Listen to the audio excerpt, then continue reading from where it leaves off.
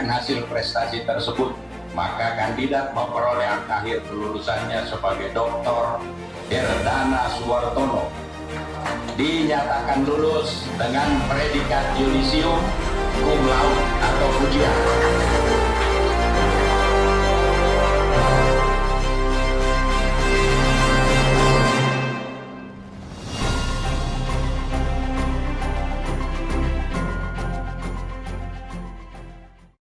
Assalamualaikum warahmatullahi wabarakatuh. Saya Dr. Herdana Suwartono, SPOG Subspesialis Onkologi FMAS Mars dari Program Studi Ilmu Sosial BKU Perencanaan Kesehatan Sosial dengan judul disertasi Dukungan Sosial dan Resiliensi pada Pasien Kanker Serviks berdasarkan perspektif dari buku studi kasus di Rumah Sakit Undata Provinsi Sulawesi Tengah.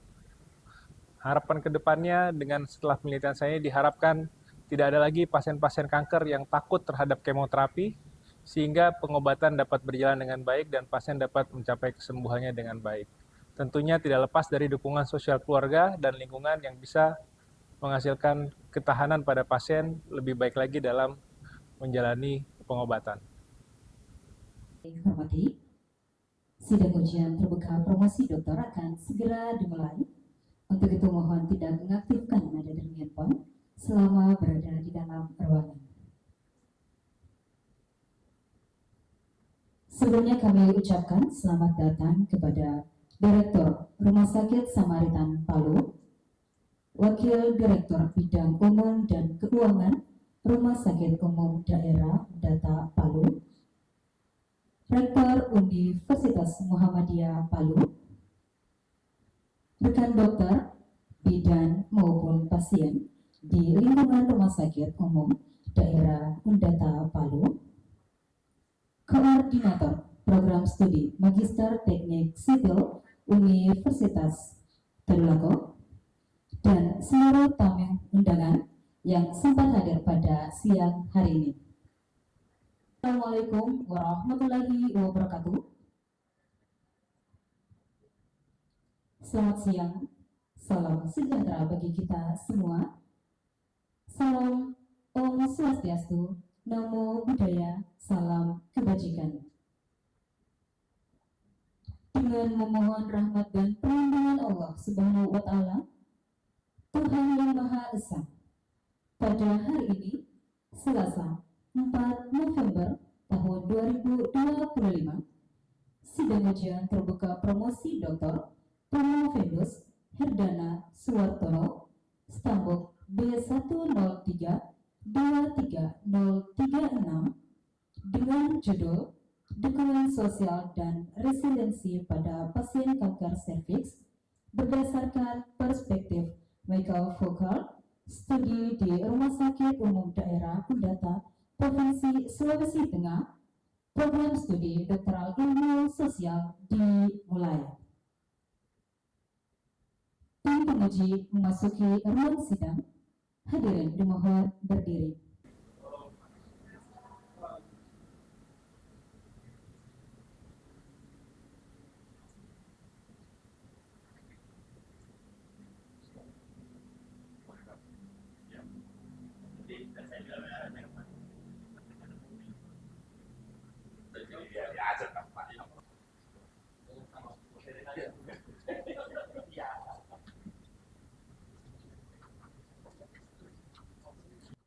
Promovendus memasuki ruang sidang dan mengambil tempat yang telah disediakan.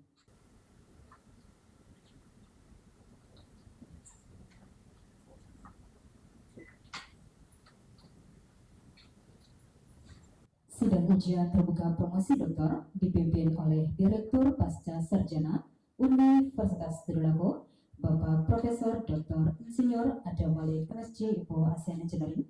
Kepada Bapak dengan hormat kami persilakan. Terima kasih. Bismillahirrahmanirrahim. Assalamualaikum warahmatullahi wabarakatuh. Selamat siang menjelang sore. Salam sejahtera buat kita sekalian. Salam Om Swastiastu, Namo Buddhaya, salam kebajikan. Bapak-bapak, ibu-ibu hadirin sekalian yang saya muliakan, Pertama-tama izinkanlah kami memanjatkan puji syukur kehadirat Allah Subhanahu wa taala atas limpahan berkat dan rahmatnya kepada kita sekalian, sehingga pada hari ini kita bisa hadir bersama di tempat ini. Terima kasih kami ucapkan juga kepada Bapak Profesor Dr. Ridwan Amiruddin SKM MKS MSc PH. Terima kasih Prof sudah memenuhi undangan kami. Beliau sebagai penguji eksternal, Bapak-bapak dan Ibu-ibu tim penguji yang saya banggakan. Dengan memohon perlindungan taufik dan hidayah Allah Tuhan Yang Maha Kuasa, saya buka sidang promosi doktor atas nama calon Herdana Suwartono. Selanjutnya saya mempersilahkan promotor Saudara Promobendus untuk membacakan pertanggungjawaban akademik dari Promobendus. Saya persilakan Bapak Profesor Dr. Juraid MU. Silakan Prof. Bismillahirrahmanirrahim. Assalamualaikum warahmatullahi wabarakatuh. Waalaikumsalam. Pimpinan sidang dan tim penguji yang kami hormati, hadir di sini Profesor Agenda Rektor Unismu, Pak orang tua kita Dr.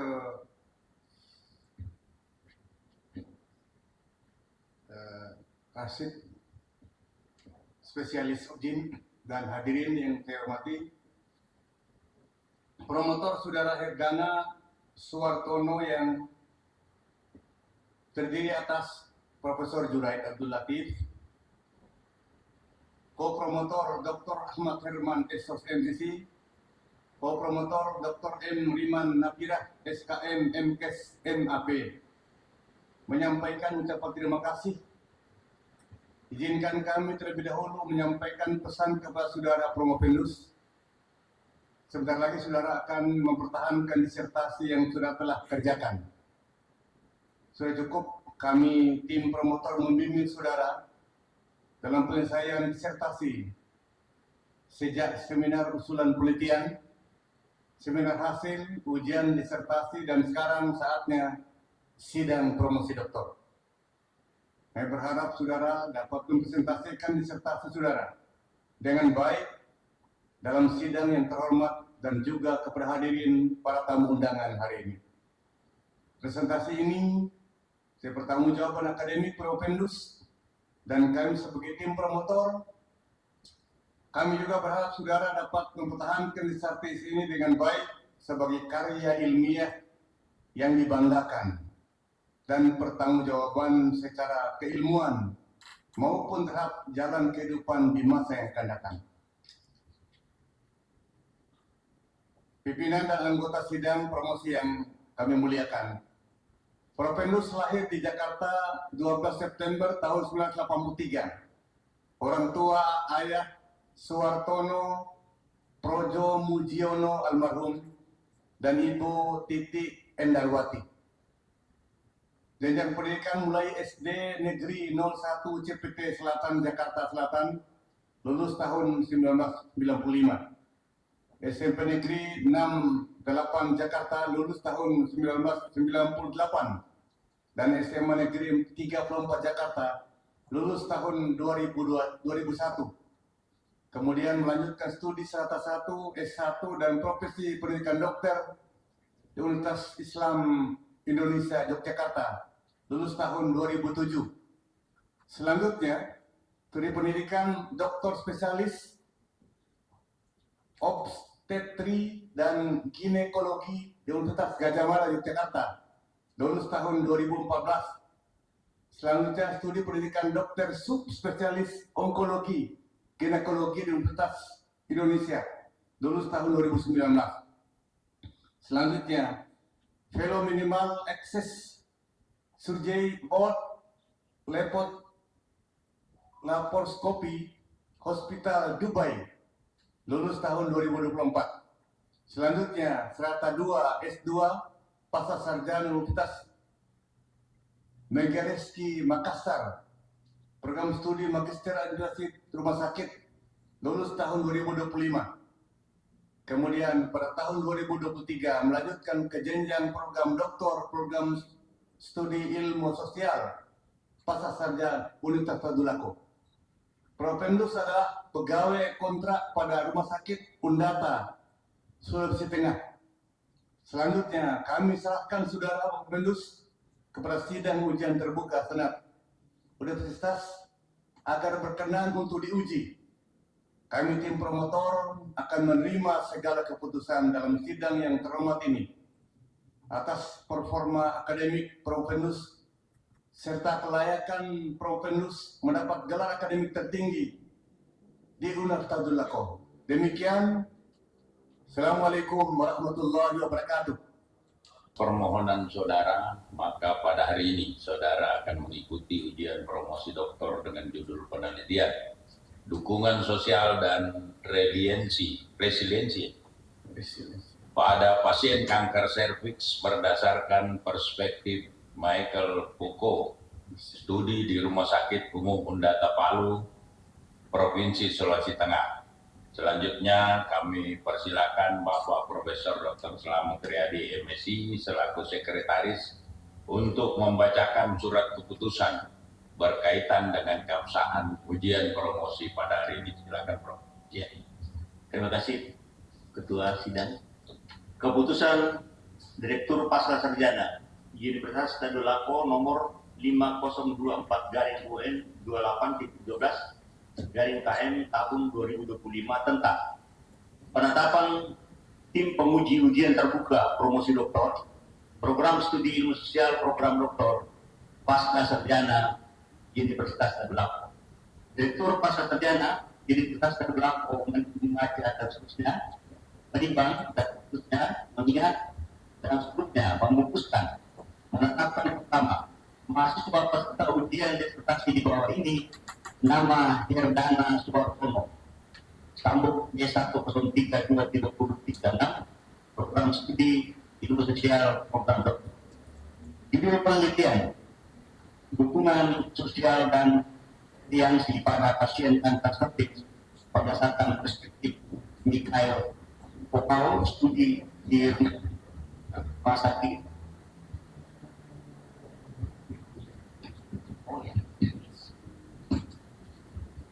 Ya, saya ulangi judul penelitian dukungan sosial dan resiliensi pada pasien kanker serviks berdasarkan perspektif Michael Foucault, studi di Rumah Sakit.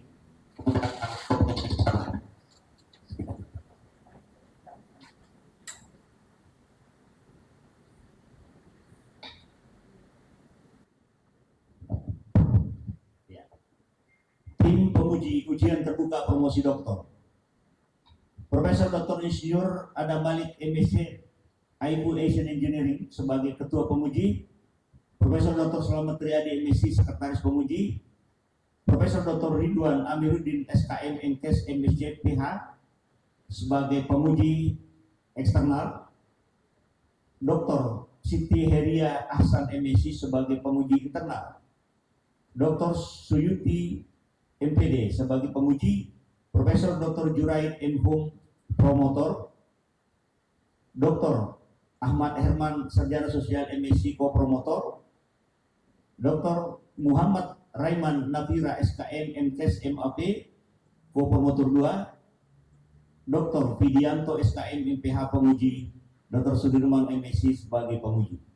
Kedua, keputusan ini berlaku terhitung mulai tanggal ditetapkan dan ketentuan apabila di kemudian hari ternyata terdapat kekeliruan akan diadakan perbaikan sebagaimana mestinya.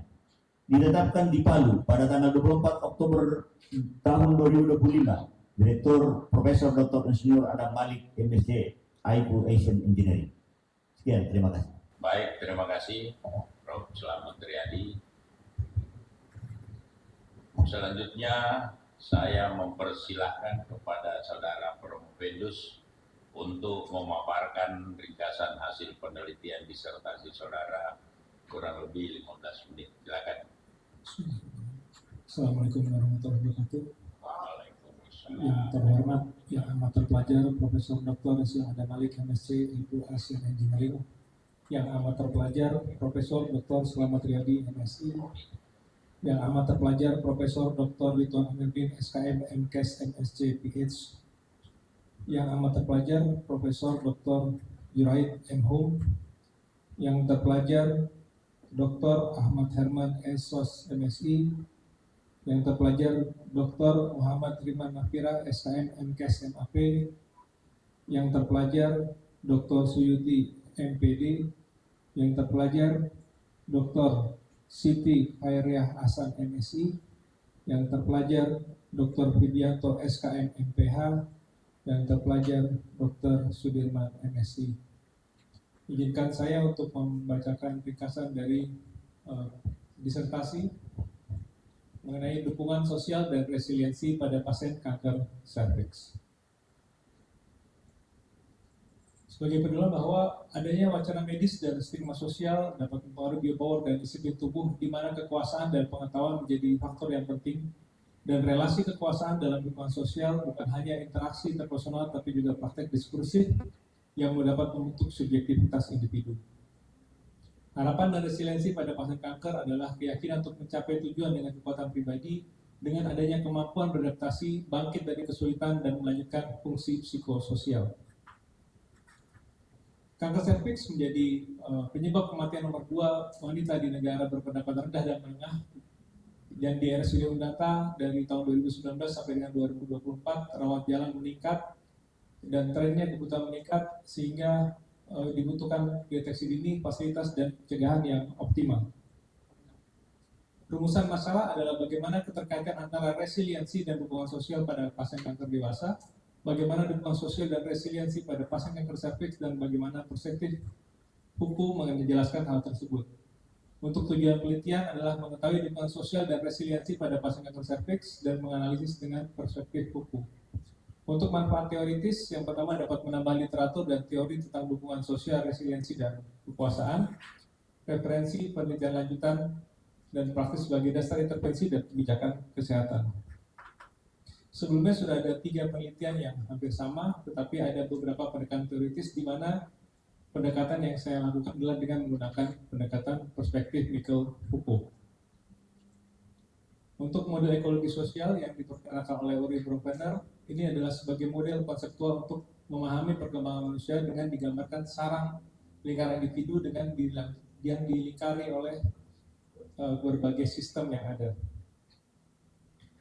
Untuk hubungan teori ekologi sosial dan pemikiran Foucault, di mana kekuasaan tersebar pada beberapa aspek kehidupan sosial dan tidak hanya pada institusi formal, di mana governmentality mengatur perilaku individu dan populasi melalui kebijakan, biopolitik mengatur kehidupan individu melalui praktek sosial dan kebijakan, partisipasi masyarakat yang penting dalam mengelola sumber daya alam dan kesehatan, serta integrasi pemikiran Foucault dan teori ilmu sosial yang dapat memberikan analisis mendalam terhadap dinamika sosial dan ekologis.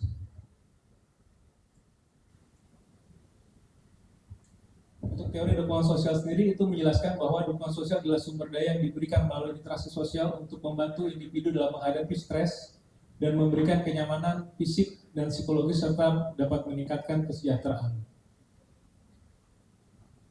Jaringan sosial dan hubungan interpersonal, di mana sumber utama adalah dari orang terdekat, di mana dukungan sosial yang paling efektif adalah orang terdekat, dan jaringan sebagai jaringan kekuatan adalah hubungan sosial yang berfungsi sebagai sumber daya penting yang dapat meningkatkan kesejahteraan sosial itu sendiri. Kemudian saling ketergantungan dan timbal balik adalah hubungan yang sehat didasarkan pada rasa saling tergantungan, saling membantu dan mendukung, bukan menguntungkan penerima tapi juga memperkuat ikatan.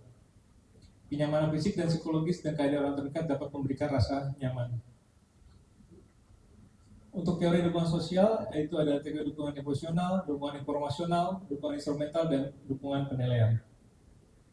Untuk teori dukungan sosial dalam medis adalah teori kesehatan mental positif, teori keterkaitan, teori dukungan keluarga, dan teori dukungan dari struktural. Resiliensi sendiri adalah kemampuan individu untuk kelompok atau menghadapi dan mengatasi bangkit kembali dari situasi sulit, stres, atau trauma, di mana melibatkan proses adaptasi yang dinamis dan memungkinkan seorang untuk mempertahankan keseimbangan dan melanjutkan fungsi normal setelah menghadapi kesulitan. Aspek-aspeknya dapat dimulai dari psikologis internal, faktor eksternal, dengan cara membangun adalah meningkatkan efikasi diri dan mengembangkan harapan dan optimisme. Resiliensi pada pasien kanker terdiri dari dukungan sosial, optimisme dan harapan, spiritualitas, kebijakan kesehatan, pengambilan keputusan, serta pendidikan dan edukasi. Teori Foucault tidak relevan dalam lingkup kesehatan yang digunakan dalam berbagai teori lingkup Foucault tidak ditemukan hanya dalam satu waktu, tapi dalam beberapa waktu dengan konsep-konsepnya yang menyoroti bagaimana institusi medis, pengetahuan medis, dan praktik-praktik disipliner untuk mengendalikan tubuh dan populasi. Kemudian untuk relasi kekuasaannya, di mana kekuasaan dan pengetahuan tidak bisa terpisah, melainkan saling terkait untuk membentuk satu sama lain. Dan akhirnya kekuasaan menghasilkan pengetahuan dan pengetahuan menciptakan efek-efek kekuasaan. Relasi kekuasaan dalam medis sering menempatkan pasien dalam kondisi pasif, namun dukungan sosial memberikan kekuatan tandingan yang dapat memperkuat resiliensi pada pasien kanker sehingga mereka lebih berdaya dalam menghadapi penyakit. Fokus beralih dari gejala yang ditekan hingga pasien jadi observasi visual yang terhadap tubuh yang sakit, sehingga objektivitas pasien tidak lagi dipandang sebagai individu seutuhnya dengan narasi pribadinya. Tetapan dia juga berisiko menyampaikan dimensi manusiawi dari pasien. Disiplin dan tubuh yang patuh, di mana kekuasaan bekerja melalui mekanisme disipliner yang membentuk individu menjadi tubuh yang patuh melalui pengawasan, hukuman, dan normalisasi. Sedangkan menurut Foucault bahwa pada pasien kanker, disiplin medis menuntut kepatuhan dan dukungan sosial meringankan tekanan, sementara resiliensi mengubah kepatuhan menjadi kekuatan untuk bertahan dan menjaga integritas. Biopolitik memandang pasien kanker dalam kerangka populasi, resiko, dan produktivitas, namun dukungan sosial memulihkan sisi manusiawi pasien dan memperkuat resiliensi, sehingga mereka tidak hanya dilihat sebagai objek, tapi juga sebagai individu yang berdaya. Untuk medikalisasi, di mana berpotensi untuk mereduksi pasien kanker dari segera objek medis, namun dukungan sosial mengembalikan sisi humanis, di mana resiliensi memperkuat kemampuan pasien untuk hidup yang bermakna, beradaptasi, dan tetap optimis. Teori teknologi diri bahwa pasien bukan sebagai objek pasif medis, tetapi adalah subjek aktif yang dapat membentuk identitas sehatnya. Untuk kanker serviks itu sendiri, untuk seorang menjadi kanker serviks dibutuhkan waktu paling cepat adalah 10 sampai dengan 15 tahun, sehingga prosesnya sangat panjang untuk menjadi sebuah kanker. Untuk kerangka pikir yang dipakai adalah dengan menggunakan teori Foucault, di mana teori kekuasaan, pengetahuan, ketahanan disiplin, dengan faktor pendukungnya dari teori dan resiliensi dan dukungan sosial dan dukungan dari segi medis sebagai support teorinya. Untuk metodologi penelitian, perspektif penelitian menggunakan pendekatan kualitatif dengan metode fenomenologi untuk menggali pengalaman subjektif pasien, di mana fenomenologi itu sendiri adalah merupakan studi interpretatif yang bersifat apa adanya tentang pengalaman manusia yang bertujuan untuk memahami dan menggambarkan situasi manusia, peristiwa, dan pengalaman. Etnografi, di mana sebagai metode kualitatif untuk analisis yang mendalam tentang peristiwa sosial dalam konteks kesehatan menggunakan teknik seperti observasi, partisipasi aktif, dan wawancara. Validitas dan reliabilitas menggunakan triangulasi dasar data dengan menggunakan berbagai sumber data untuk memastikan keakuratan temuan, dan member checking untuk mengkonfirmasi temuan dengan peserta wawancara untuk memastikan interpretasinya adalah tepat. Definisi konseptual adalah konsep dukungan sosial, di mana dukungan sosial memperkuat ketahanan pasien kanker, mengurangi stres, dan meningkatkan kualitas hidup. Sesuai dengan konsep resiliensi, di mana menunjukkan bahwa hubungan sosial yang kuat dapat memperkuat ketahanan psikologis, membangun kembali identitas pasien, serta meningkatkan kualitas hidup mereka. Untuk fenomenologi, intensionalitas dan intersubjektivitas, dalam fenomenologi memahami bagaimana pasien kanker memberikan makna dukungan sosial yang mereka terima sehingga merujuk pada kesadaran pasien. Subjeknya adalah pasien kanker serviks yang sedang menjalani perawatan di RSUD Undata, tenaga medis yang memberikan wawasan serta dukungan sosial dan resiliensi pada kanker serviks selama pengobatan. Untuk objek penelitiannya adalah dukungan sosial, resiliensi, dan perspektif dari Michael Foucault. Untuk tahapan penelitiannya ada identifikasi masalah, studi literatur, dengan unit analisis adalah wawancara, observasi, dan dokumentasi. Teknik pengumpulan data adalah dengan data primer, di mana dilakukan observasi, kemudian diwawancara mendalam, untuk data sekunder ada dokumentasi, serta penelusuran dengan internet atau searching. Teknik analisis data menggunakan teknik reduksi, display data, atau Yelena mengambil kesimpulan yaitu dengan menggunakan teknik pengecekan keabsahan data dengan triangulasi data, pengamat, teori, dan metode pengumpulan data. Untuk hasil, subjek penelitian total ada 18, di mana 9 adalah pasien, kemudian 9 adalah keluarga pasien, dan 1 adalah tenaga medis yang ahli di dalam bidangnya. Untuk respon terhadap terapi medis, dari semuanya hampir mereka sekarang sudah menerima, dan ada 1 yang menolak terapi medis saat dilakukan wawancara, di mana perkembangan terbarunya kondisi sakit stabil dan kemudian ada yang meninggal dunia akibat kondisi fisik. Perspektif Mikul Puku digunakan untuk memahami lingkungan sosial dan resiliensi pada pasien kanker cervix, di mana pengalaman pasien kanker dipengaruhi oleh buying power, di mana institusi medis, norma sosial, dan agensi berinteraksi dalam subjektivitas pasien. Ini untuk sumber dukungan keluarga, hampir mayoritas sumbernya adalah orang terdekat atau dari keluarga itu sendiri, dan ada juga dari komunitas ataupun dari tenaga kesehatan. Dan bentuk resiliensi yang ditunjukkan adalah regulasi emosi, penerimaan diri, dan berdamai dengan kondisi keadaan pasien itu sendiri. Tubuh sebagai kekuatan lokal kekuasaan dan disiplin medis, di mana institusi medis dapat menciptakan praktek disipliner melalui pengawasan, diagnosis, dan terapi. Dukungan sosial sebagai bentuk politik kuasa dan positif, di mana dukungan sosial juga dialami oleh beberapa pasien dan dapat dilihat dengan bentuk kekuasaan yang produktif dalam pengertian kepolisian. Resiliensi sebagai teknologi kuasa diri, di mana resiliensi dalam konteks ini muncul sebagai konstruksi sosial yang lahir sebagai relasi kuasa yang menunjukkan bahwa pasien memiliki agensi untuk menata diri sekaligus menantang dan menyesuaikan diri terhadap struktur medis yang dominan. Untuk resistensi dan penundaan pengobatan sebagai bentuk perlawanan, di mana awalnya dipahami sebagai bentuk perlawanan terhadap upaya normalisasi tubuh oleh institusi medis. Sedangkan hukum menyebutkan bahwa resistensi selalu mungkin, di mana individu juga dapat menolak kekuasaan yang dapat memulihkan dirinya.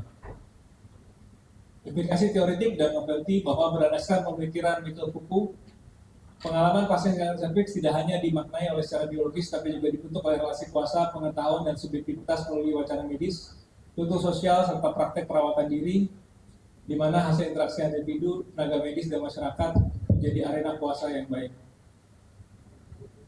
Tingkatan resiliensi sampai dengan dia menggunakan ingin sembuh dan aktif berbagai pengalaman, juga adanya juga yang tetap menjalani pengobatan meskipun dia mengalami trauma. Sehingga dari pendekatan teori Puku bahwa masih terdapat resistensi dan penundaan pengobatan sebagai bentuk dari perlawanan subjektif, di mana seharusnya sesuai dengan teori kuasa yang ada, harusnya dia harus mengikuti dengan pengobatan yang ada. Tapi di sini masih ada penolakan sebagai bentuk dari perlawanan subjektif dari pasien itu sendiri terhadap pengobatannya. Kekuatan dan dukungan sosial sebagai keluarga sebagai agen biopower, tenaga medis sebagai otoritas epistemik, komunitas sebagai arena kekuasaan horizontal, dan dukungan sosial sebagai kekuasaan yang produktif sekaligus direktif. Untuk pernyataan utama adalah pengetahuan medis yang diterima pasien tidak netral, melainkan bagian dari kekuasaan yang dapat membingkai secara pasien memahami secara utuh, mengambil keputusan, dan melakukan regulasi diri. Resiliensi lahir dari suatu negosiasi antara wawancara medis, dukungan sosial, serta praktek teknologi diri pada pasien. Untuk pengetahuan medis dan resiliensi, adanya beberapa pasien yang melawan mitos, di mana bahwa ada mitos bahwa kemoterapi itu mempercepat kematian, dan tubuh sebagai arena kekuasaan dan resistensi, di mana sebagai objek medis, dilihat bahwa pasien menolak kemo dan memilih terapi alternatif karena takut efek samping, imun turun, dan lemah fisik. Sehingga makna resistensinya tidak selalu merugikan, tetapi ada strategi untuk mempertahankan kendali dan pasien tidak menjadi pasif dan aktif dalam mengelola tubuh lewat doa, pola makan, ataupun terapi yang lain. Integrasi dukungan sosial dan resiliensi dalam rangka Puku, di mana 3 aspek utama kekuasaan, pengetahuan, dan subjektivitas, di mana dukungan sosial dan relasi kekuasaan dan keluarga medis komunitas mengarahkan pada perilaku. Resiliensi itu sendiri adalah hasil internalisasi pengetahuan dari medis dan dipraktekkan melalui teknologi sosial dari doa, pola makan, aktivitas, dan penerimaan. Relevansi teori Puku terhadap peneliti, di mana kekuasaan Puku termasuk relevan dan hadir di medis, keluarga, dan komunitas Dukungan sosial dan relasi kuasa tidak netral dan bisa mengarahkan atau memperkuat pasien sebagai suatu biopower. Resiliensi dan konstruksi sosial dari hasil interaksi pengetahuan medis dan dukungan teknologi of self dan konteks keluarga dapat memperkuat adaptasi dan makna dari pasien. Persetujuan terhadap pandangan Kuku yang tentang kesesuaian yang tersebar adalah penegasan peran medis sebagai otoritas epistemik dan pengakuan komunitas sebagai arena kekuasaan horizontal dan penekanan pada dukungan sosial sebagai kekuasaan ganda atau supportive dan directive dan resiliensi sebagai produk relasi kekuasaan dan pengetahuan serta penyesuaian teori Kuku dengan konteks lokal. Kesimpulan adalah dukungan sosial dan resiliensi pada pasien kanker berperan dalam membantu pasien kanker beradaptasi, terutama pada keluarga inti, di mana resiliensi bervariasi, ada yang masih pada tahap awal ataupun ada yang sudah tinggi sehingga dapat mendapatkan dukungan sosial dan memperkuat resiliensi, tetapi tidak otomatis menjamin keputusan medis yang optimal. Kesimpulan perspektif Mikkel Kuku di mana dukungan sosial dan resiliensi dibentuk oleh relasi kuasa antara pasien, tenaga medis, keluarga, dan komunitas, dan pasien tidak hanya sebagai objek, tetapi menjadi subjek yang aktif yang dapat menegosiasikan identitas dan keputusan pengobatannya, serta resistensi maupun penerimaan pengobatan merupakan bagian dari dinamika kuasa dan agensi individu. Untuk saran, berdasarkan hasil penelitian yang memberikan beberapa saran sebagai berikut kepada pemerintah daerah dapat merumuskan program deteksi dini secara komprehensif, program vaksinasi anak ataupun dewasa ditingkatkan, dan adanya rumah singgah untuk pasien kanker yang berasal dari kabupaten yang ada di Sulawesi Tengah. Kepada LSM bekerja sama dengan pemerintah untuk program deteksi dini dan penting untuk memperkuat program edukasi berbasis komunitas yang khusus menyasar kelompok pasien dengan resiko kanker serviks ataupun membuat peer group dengan penyintas kanker.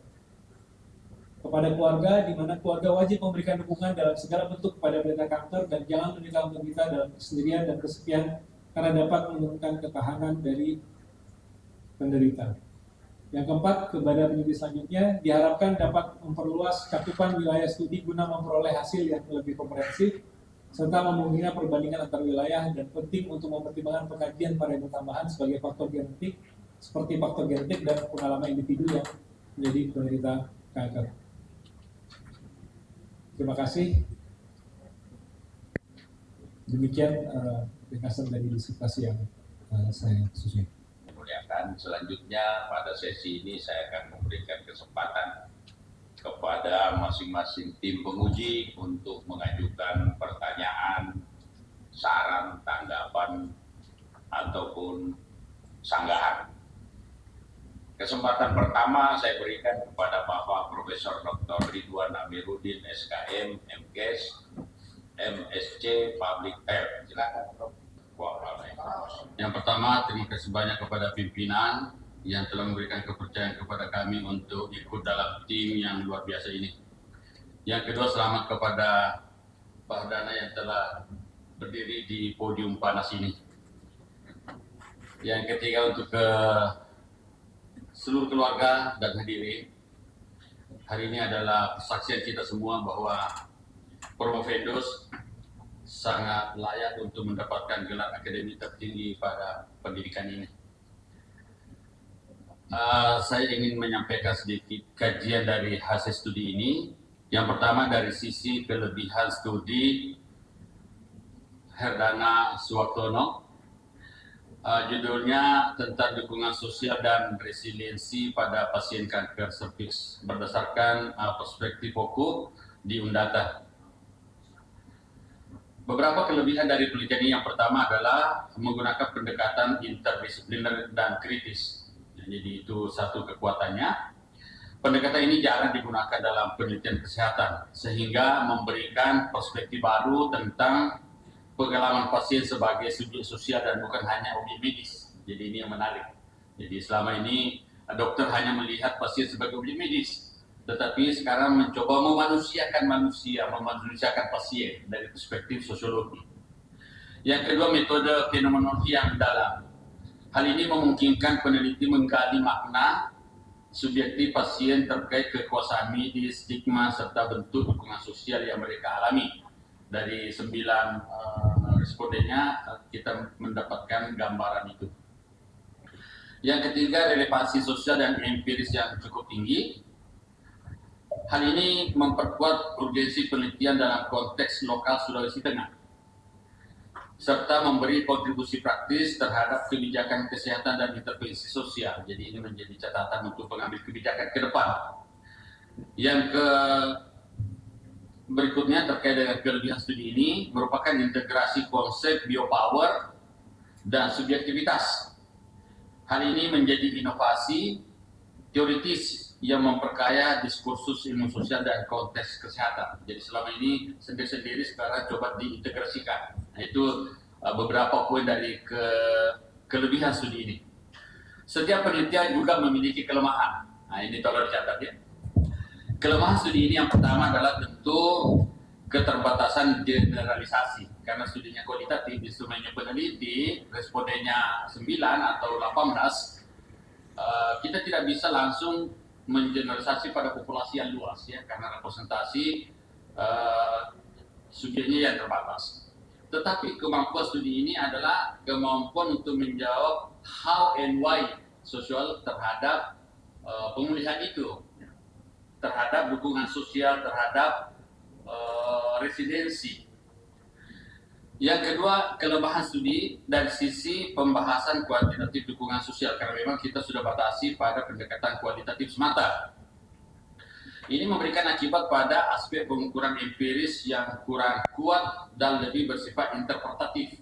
Jadi nanti dari kelemahan ini saya minta Prof. Vendus untuk memberikan sedikit gambaran kepada kita bagaimana menutupi celah-celah kelemahan studi seperti ini. Keterbatasan yang ketiga terkait dengan operasionalisasi teori Foucault. Meskipun teori Foucault digunakan sebagai pisau analisis, beberapa konsep seperti governmentality dan surveillance belum dielaborasi. Ya, jadi kita fokus tadi pada relasi kuasa, ya.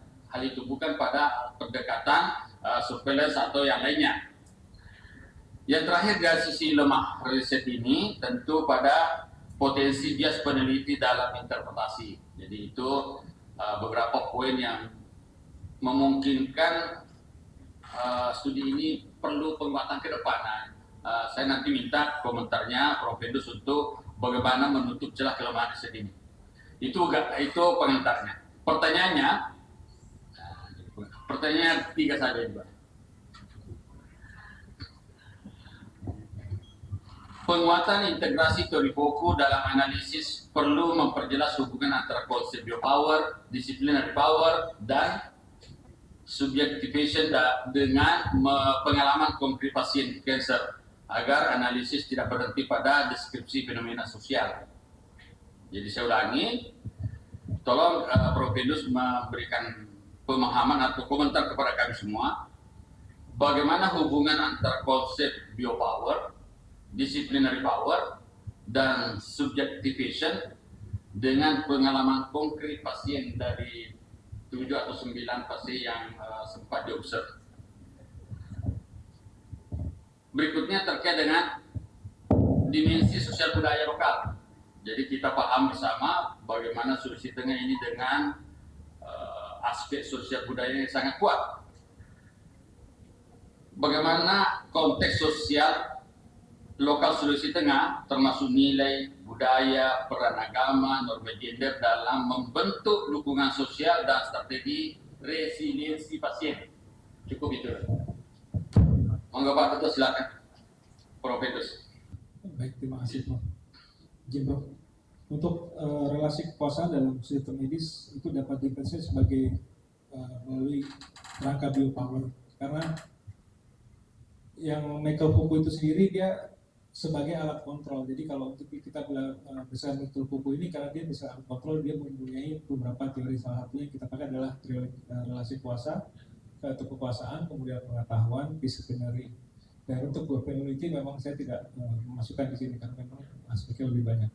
Kemudian sebagai institusi medis, maka dokter sebagai pemegang kekuasaan dan tubuh untuk tujuan pasien serta adanya regulasi biopolitik, sehingga pasien itu secara implisit dia berada pada kekuasaan di mana pengetahuan medis yang ada itu memaksakan pasien harus begitu, harus mengikuti dari apa yang ada, sehingga disinilah hubungan dengan kekuasaan disiplin, kemudian biopowernya itu sendiri, sehingga kita dalam pengelolaan kesehatan berdasarkan dari pengetahuan, tetapi tidak serta-merta dari pasien itu atau dari masyarakat itu bisa menerima secara jelas, sehingga ini memang teori yang digunakan pada metode ini berkaitan dengan sosiologi dan untuk teknologi pengawasan, mendisiplinkan dan membentuk tubuh dengan norma kesehatan yang sudah ditetapkan. Jadi intinya kalau sudah ditetapkan, maunya dia hanya sebagai objek, tapi di sini kan tetap tidak lagi sebagai objek, tapi dia sebagai aktif, sebagai subjek. Kemudian untuk yang model dukungan sosial untuk kearifan lokal, di mana mengintegrasikan nilai-nilai dan tradisi dan pengetahuan lokal dalam menghadapi masalah sosial adalah dengan cara dia banyak untuk meningkatkan solidaritas. Ya, di mana sebenarnya lebih banyak ini sekarang ini adalah masalah itu terjadi di masalah lingkungan sosial. Dan untuk kanker serviks ini yang paling sederhana yang tanpa disadari seperti pernikahan muda. Kita tahu penyebab kanker serviks itu adalah usia kurang dari 20 tahun menyebabkan resiko kanker serviks 2 kali lebih besar. Tetapi masih banyak keluarga yang menikahkan anaknya di usia muda. Sehingga ada problem baru lagi yang namanya stunting. Seperti itu adalah contoh dari kearifan lokal, di mana harusnya kearifan lokalnya adalah bagian dari masukan dari kepada pemerintah. Ya, dengan militer ini adalah memang kita harus melakukan untuk penyelesaian konflik yang ada yang berkaitan dengan masalah-masalah tertentu. Seperti itu, Prof. Perlu dijelaskan bahwa dalam relasi kuasa pasien, dokter dengan pasien, sering sekali pasien tidak begitu langsung mematuhi perintah dokter. Anda menganggapnya sebagai bentuk perlawanan. Bisa ada jadi dua, Prof. Ya. Yang pertama, memang dia sudah memiliki pengetahuan yang cukup mengenai informasi yang diberikan oleh tenaga medis. Ya. Yang kedua, bukan sebagai perlawanan, tapi bentuk ketidaktahuannya terhadap penyakit itu sendiri dan terapi yang akan diberikan. Nah, ini terkait dengan hal itu, ada teori tentang literasi sosial, literasi kesehatan. Jadi literasi kesehatan menjelaskan semua masalah ini. Jadi keterbatasan akses, keterbatasan informasi yang menyebabkan mereka tidak patuh terhadap relasi kuasa ini. Mungkin sedikit saran untuk memasukkan sebagai bagian dari pembahasan mengulas materi ini. Untuk literasi sosial, Prof. Ya. Siap, Prof. Terima kasih, pimpinan. Selanjutnya saya persilakan kepada Ibu Dr. Siti Khairia Hasan, MSI. Silakan. Assalamualaikum warahmatullahi wabarakatuh. Yang kami hormati, yang amat belajar, Bapak Profesor Dr. Insinyur Adam Malik MSc IPS Engineer sebagai Ketua Kunci. Hasan, Prof. Baik, kami lanjut kembali lagi. Yang kami hormati, yang amat belajar, Bapak Profesor Dr. Slamet Riyadi MSI sebagai sekretaris. Yang kami hormati, penguji eksternal, yang amat terpelajar, Bapak Profesor Dr. Ridwan Amiruddin SKM, MKes, MSc, PhD. Yang kami hormati, yang terpelajar, Bapak Dr. Suyuti MPD. Yang kami hormati, yang amat terpelajar, Bapak Profesor Dr. Juraid M. Hum. Yang kami hormati, yang terpelajar, Bapak Dr. Ahmad Herman Esos MSI. Yang kami hormati, yang terpelajar, Bapak Dr. Muhammad Riman Naifira SKM MKes MAP. Yang kami hormati, yang terpelajar, Bapak Dr. Fidianto SKM MPH. Yang kami hormati, yang terpelajar, Bapak Dr. Sudirman MSI. Dan Bapak Ibu yang sempat hadir di sidang ujian promosi ini. Yang kami hormati, Bapak Rektor Unismu, Bapak Profesor Dr. Haji Nurah, SEMM. Dan yang berbahagia, Saudara Kandidat, Bapak Herdana Suwartono. Saya tadi penguji eksternal ada 3 pertanyaan, kalau saya ada 2, tapi satu sama lain saling berkaitan. Ya, judulnya ya terkait dengan dukungan sosial dan resiliensi pada pasien kanker serviks berdasarkan perspektif Mikhail Pokot, studi di RSUD Undata Provinsi Sulawesi Tengah, yang bercerita terkait dengan kekuasaan, pengetahuan, dan wacana. Bagaimana keterkaitan antara kekuasaan, pengetahuan, dan wacana sehingga membentuk pengalaman pasien ini bukan hanya secara medis tetapi juga secara sosial psikologis. Silakan Pak. Jadi hubungannya dalam saya mengambil dari perspektif Mikhail Foucault dari teori kekuasaan, kemudian relasi dan wacana, itu adalah pada pasien kanker ini hampir mayoritas dia mengalami stigma sosial di masyarakat, di mana banyak yang begitu dibilang kanker ini adalah suatu penyakit yang aib atau sebagai penyakit yang menular, sehingga menimbulkan rasa ketidakpercayaan diri. Dan ini dimulai bukan dari awal, Bu Dokter. Dari mulai pasien itu sakit, kenapa dia sampai datang dalam kesajian lanjut adalah karena takut untuk bicara dengan penyakitnya. Sehingga dengan adanya kekuasaan, di mana di sini teori kekuasaan dan yang disebabkan oleh institusi medis yang dapat mengetahui bahwa penyakitnya sesuai dan diberikan pengetahuan dan informasi serta pengobatan yang harus dilakukan, serta adanya informasi dan pengetahuan dari pasien yang jelas, itu dapat memperkuat dirinya atau menambah rasa kepercayaan dirinya terhadap pengobatan yang akan dilakukan. Tetapi faktor dari psikososialnya yang terjadi adalah tidak semua itu didapat mendapatkan dukungan sosial dari keluarga, terutama dari keluarga inti sendiri yang bahkan cenderung menutupi juga diri penyakitnya itu sendiri, sehingga akhirnya membentuk suatu pengalaman pada pasien, di mana pengalaman itulah yang banyak kalau kita bilang sebagai mitos, itu menjadikan pengobatannya tidak bisa menjadi pengobatan yang objektif atau sebagai objek pasif. Jadi akhirnya pasien mengalami penolakan ataupun tidak rasa percaya diri akibat kurangnya dukungan sosial, baik itu dari keluarga ataupun dari lingkungan dan komunitas. Secara awam kita memahami resiliensi itu bagaimana kemampuan seseorang untuk beradaptasi dan pulih secara positif ketika menghadapi kanker cervix ini. Kemudian muncul trauma-trauma dan tekanan hidup. Ya. Nah, dari kejadian dari tahapan-tahapan ini muncul resiliensi dalam diri pasien tersebut.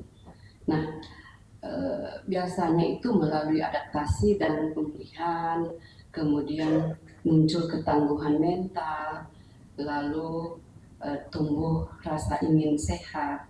Nah, akhirnya adaptif dengan menerima sakitnya dan secara subjektif dia kemana-mana menjelaskan yang terkait dengan penyakit tersebut. Jangan takut berobat ini. Bagaimana kandidat melihat tahapan-tahapan tersebut? Muncul, dan itu memang bertahap dari mulai awal pasien didiagnosis oleh dokter bahwa dia adalah menderita suatu kanker. Menderita suatu kanker, dia sudah mengalami resistensi sebenarnya, bukan resiliensi dulu. Mengalami resistensi karena dia menolak dengan hasil apa yang diberikan oleh dokter, karena harus melakukan terapi lanjutan. Itu juga yang menyebabkan adanya informasi-informasi yang menyebutkan bahwa terapi itu akan membuat menjadi tambah lebih turun kondisinya, kemudian tidak baik dan bahkan sampai meninggal. Tetapi di satu sisi bahwa pasien ini mempunyai semangat yang kuat untuk berobat. Jadi dia pengen dia sembuh, terutama misalnya ibu yang masih mempunyai anak kecil ya, itu juga menjadikan suatu motivasi tersendiri, sehingga akhirnya resiliensi ini terbentuk secara perlahan. Sampai akhirnya mereka berada pada tahap adalah yang saya dapatkan dari penelitian adalah mereka berdamai dengan penyakitnya. Nah, pada saat dia sudah berdamai dengan penyakitnya, maka resiliensi itu akan menjadi lebih kuat karena dia sudah memahami, dengan dia sudah menerima penyakitnya, dan dia sudah bisa menguatkan dirinya untuk menghadapi situasi itu. Jadi untuk proses sampai ke sana itu memang beberapa tahapan dilalui, baik itu dari lingkungan ataupun dari tenaga medis itu sendiri. Warahmatullahi wabarakatuh. Terima kasih Bu Dr. Siti Adi Hasan. Selanjutnya saya persilakan Bapak Dr. Suyuti MPD. Silakan. Warahmatullahi wabarakatuh. Selamat sore. Tadi sudah disampaikan oleh Prof. Pedus tadi dan penguji eksternal. Jadi saya tidak usah sebutkan satu-satu ini. Yang terhormat penguji, tim penguji pada sore hari ini, dan teristimewa Saudara Prof. Pedus Herdana Suwartono ya. Alhamdulillah Anda saudara sudah sampai ke tahap ini. Baik, karena ada 10 penguji ini, saya kira tidak usah terlalu banyak. Saya persiapkan ini banyak pertanyaan sesungguhnya ini, tapi 2 saja saya kira Pak Ketua. Yang pertama bahwa dukungan sosial yang Anda kaji, yang Saudara Prof. Pedus kaji di dalam disertasi ini ada 3 variabel. Yang pertama adalah emosional, instrumental, dan informasi dan instrumental ya, yang dilihat di dalam ini. Nah, pertanyaan saya ini dari ketiga variabel ini, yang mana yang paling signifikan yang mempengaruhi pasien terhadap pasien service ini? Yang pertama. Sebentar nanti saya beri pertanyaan sebuah dulu baru dijawab. Yang kedua, pertanyaan saya kedua mungkin agak mirip tadi dari pertanyaan dari penguji eksternal tadi Pak Prof, tapi mungkin saya lebih spesifik lagi ingin minta jawaban dari saudara bahwa berdasarkan karakteristik kan demokrasi di Sulawesi Tengah ini kan pasien dilihat demokrasi secara pasiennya itu dari usia, stadium kankernya, stadium status perkawinannya ini, mana temuan dukungan sosial berdasarkan karakteristik itu yang apakah ada perbedaan itu dari ketiga jenis itu ya. Itu yang kedua. Dan yang terakhir kali saya kira. Yang terakhir pertanyaan saya adalah apa sesungguhnya yang membedakan sebetulnya, karena dari disertasi yang ada ini sebetulnya positif ini dukungan sosial ini. Apa yang membedakan hasil penelitian Saudara Prof. Pedus, arti nilai kebaharuan dari penelitian ini dengan penelitian sebelumnya? Ya, saya kira itu dulu untuk sementara. Silakan untuk diberi komentar. Ya, terima kasih Pak Dokter. Jadi untuk yang pertama, dukungan sosial yang paling penting itu adalah yang emosional. Ya, emosional itu yang memang lebih penting dibandingkan yang lain karena dia merasakan dirinya tidak berada dalam keadaan sendiri pada saat dia menghadapi situasi tersebut. Jadi dukungan emosional dari keluarga itu juga penting dibanding yang interpersonal ataupun yang lainnya. Kemudian untuk yang kedua, untuk karakteristik pasien yang untuk pendidikan reservik antar usia, di sini yang mayoritas itu datang sudah dalam stadium lanjut dengan rata-rata itu tidak mengetahui dari awal atau tidak mau memeriksakan dari awal karena malu. Karena kita tahu bahwa untuk pemeriksaan serviks ini harus dalam posisi yang tidak nyaman pada pasien itu sendiri sehingga enggan untuk memeriksakannya. Dan karakteristik untuk usia memang saya ada pasien di dalam ini adalah yang paling muda adalah 32 tahun dan juga yang paling tua, paling usianya paling tinggi adalah 44 tahun. Ada yang juga yang 50 tahun. Tapi kesemuanya itu mempunyai resiliensi yang berbeda-beda dan dukungan sosial yang berbeda-beda. Tadi sudah saya gambarkan di karakteristiknya. Tapi hampir mayoritas dengan keadaan stadium lanjut memang lebih membutuhkan dukungan sosial dan untuk membuat sebuah resiliensi itu memang agak sulit, terutama kalau yang muda itu lebih banyak pada yang sudah mempunyai anak karena dia punya motivasi untuk anaknya, ada juga yang mempunyai motivasi untuk cucunya sehingga dia punya rasa daya tahan untuk kemauan untuk hidupnya ada sehingga dia bisa beradaptasi karena dia tidak mau nanti anaknya dewasa tidak ada orang tua yang lagi, jadi sehingga itu yang menyebabkan pasien ini salah satu bisa beradaptasi dengan penyakitnya ini. Kemudian untuk posisi kebaruan dari penelitian yang saya lakukan adalah posisinya adalah sekarang di mana pasien itu sebelumnya sudah menjadi objek yang pasif, artinya dia hanya menerima saja, datang berobat, dokter kasih obat ya sudah, dia harus diminum seperti itu. Tapi di sini kami memperlakukannya itu adalah ternyata butuh negosiasi atau butuh kerjasama atau butuh saling informasi bahwa pengobatan itu tidak serta-merta bahwa pasien itu bisa menerima begitu saja, tapi pasien itu sebagai subjek yang aktif juga, jadi bukan sebagai subjek aktif lagi, sehingga bisa melakukan penolakan pada terapi-terapi tertentu yang memang dianggap pasien memang dia tidak mau meskipun sudah dijelaskan. Jadi kebaruannya pada penelitian disertasi saya adalah bahwa tidak semua dengan teori relasi kuasa itu berhak untuk melakukan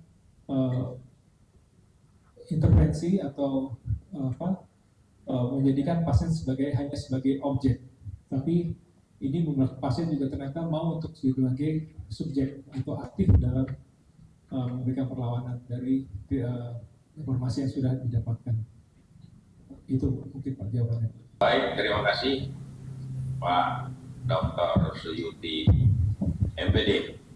Selanjutnya saya persilakan Bapak Dr. Sudirman MSc, silakan. Assalamualaikum warahmatullahi wabarakatuh.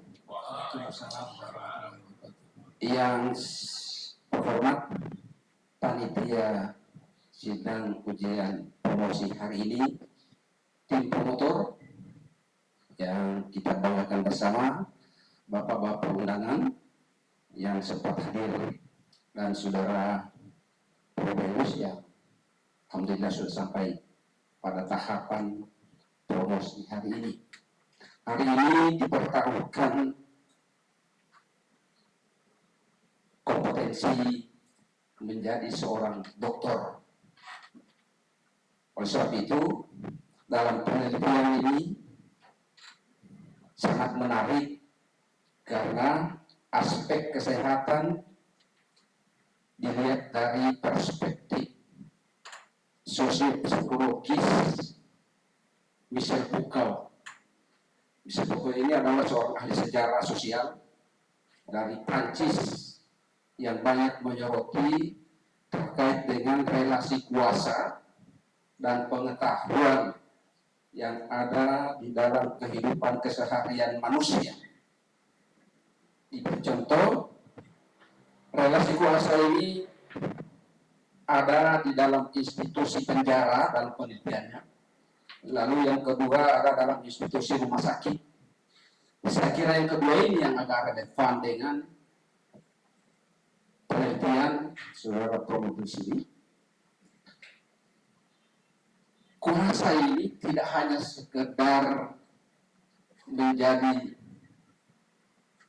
konsep yang memberi batasan atau mengklaim bahwa seorang itu salah atau benar. Menurut Foucault, Michel Foucault. Tapi Michel Foucault bilang bahwa kuasa di dalam rumah sakit yang paling banyak diperankan oleh para medis, mulai dari dokter dan seterusnya ke bawah, itu harus dipraktekkan sehingga pasien tidak menjadi objek semata, seperti saya sampaikan tadi, tetapi pasien harus menjadi subjek dalam penyelesaian masalah yang mereka derita. Katakanlah dalam penelitian ini adalah penderita kanker. Menariknya adalah Michel Foucault menginginkan kesetaraan di dalam rumah sakit Undata yang menjadi lokasi penelitian, kesetaraan antara dokter atau para medis dengan pasien.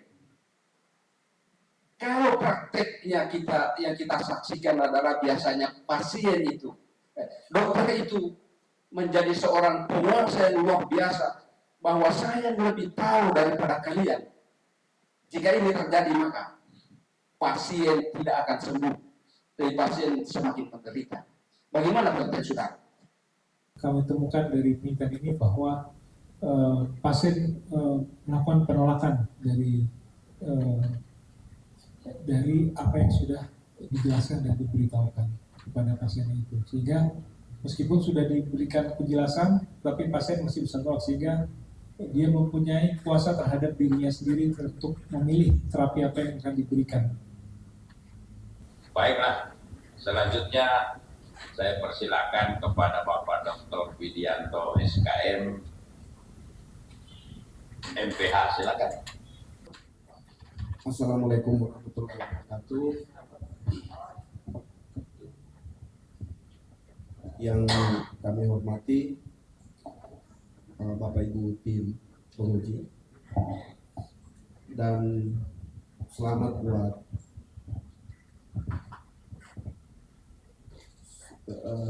promo Venus Herdana Suwartono.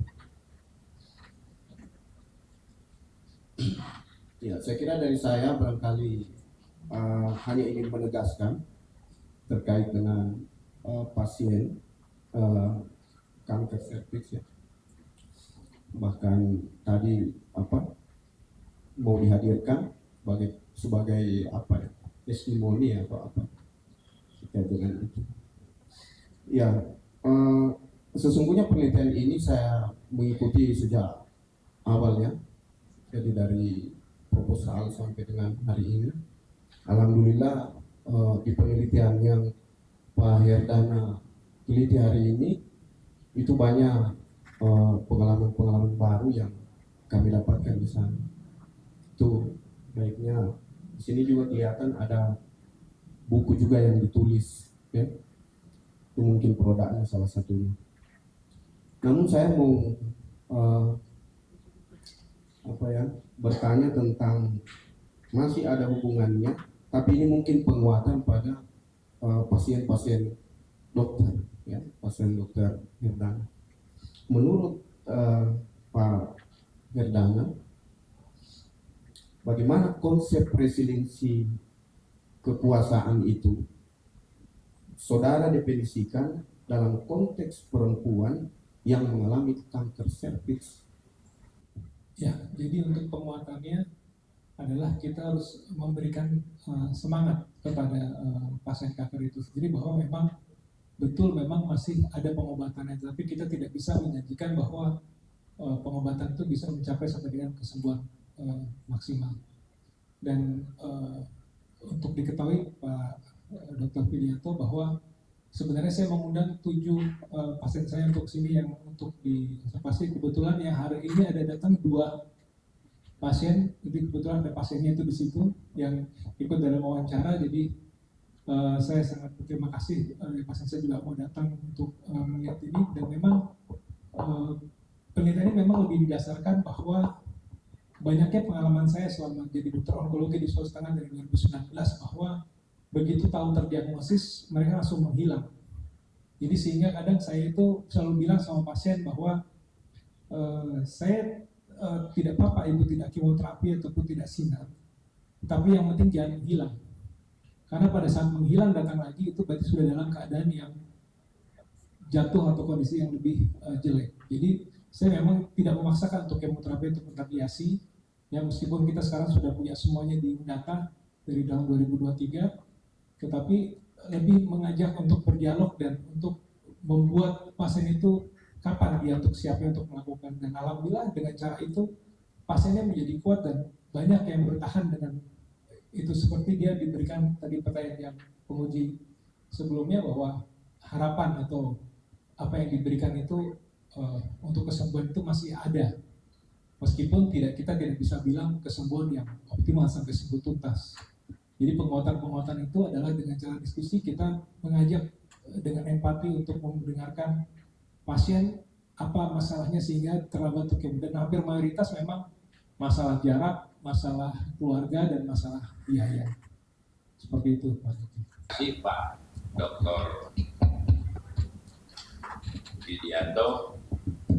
Selanjutnya saya persilakan kepada Bapak Profesor Dr. Slamet Riyadi, MSI. Silakan, Prof. Baik, terima kasih Ketua Sidang.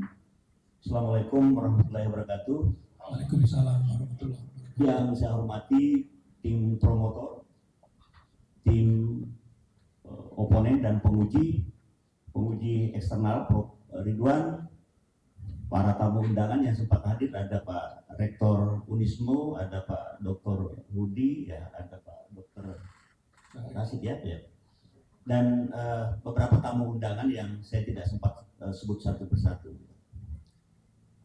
Ada dua hal yang saya ingin coba konfirmasi dan dalami kembali terhadap hasil riset ini.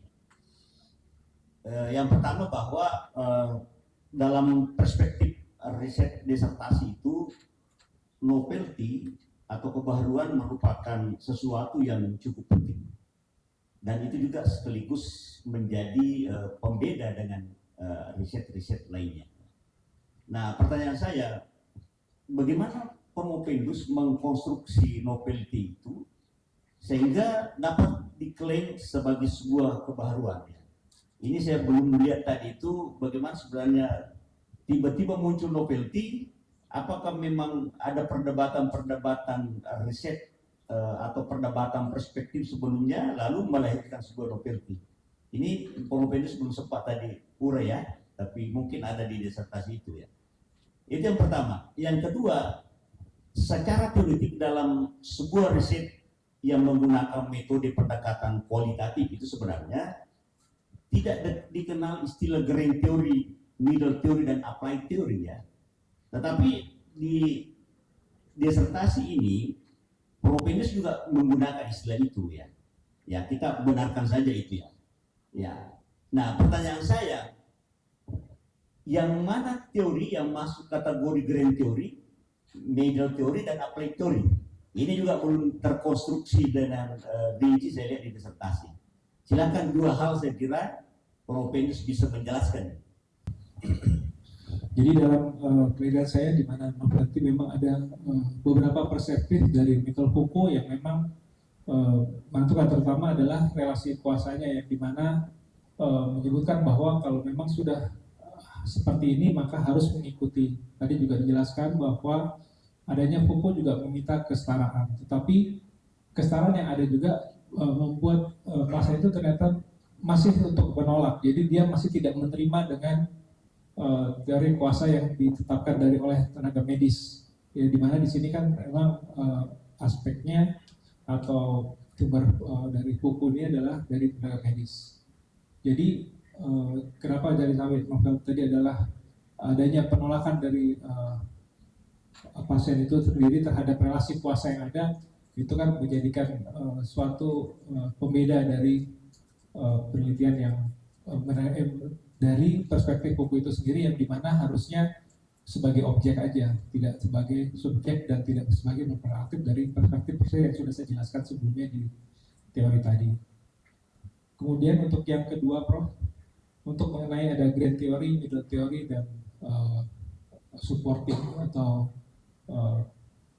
di mana grand theory adalah yang kita pakai utama adalah memang saya menggunakan teori adalah teori Foucault, di mana itu adalah yang jadi dasar dari penelitian ini diambil adalah sangat menggunakan perspektif Foucault. Tetapi dalam perspektif Foucault ini kita ada dukungan sosial dan resiliensi. Jadi ini dukungan sosial dan resiliensi ini terhadap perspektif dari Michael Foucault, sehingga dukungan sosial dan resiliensi ini menjadi middle teorinya atau teori pendukung dari yang menyebabkan kenapa perspektif dari Michael Foucault ini bisa berlaku seperti itu, Prof.